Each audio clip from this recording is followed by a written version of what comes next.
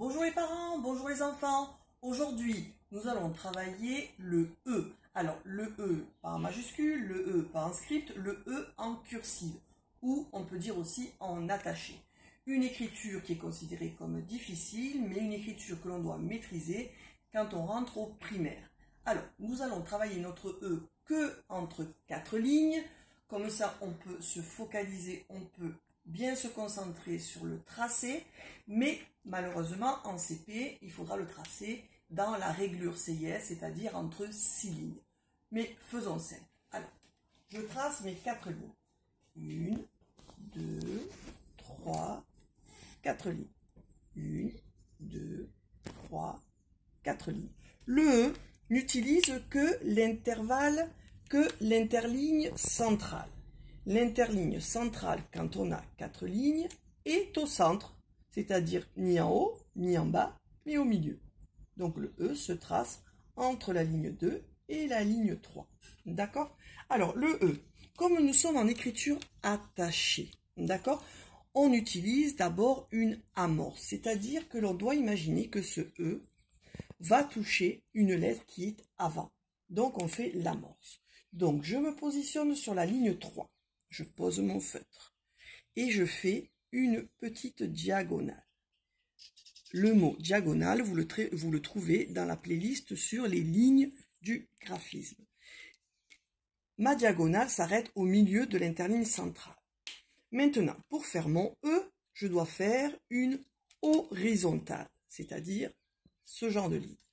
Donc, je me positionne à la fin de ma diagonale, qui est au milieu de mon interligne centrale, et je fais une petite horizontale.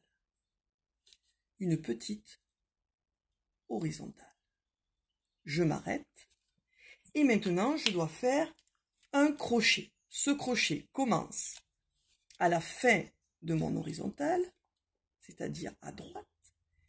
Je fais un petit pont. Allez, on pourrait dire aussi un petit pont.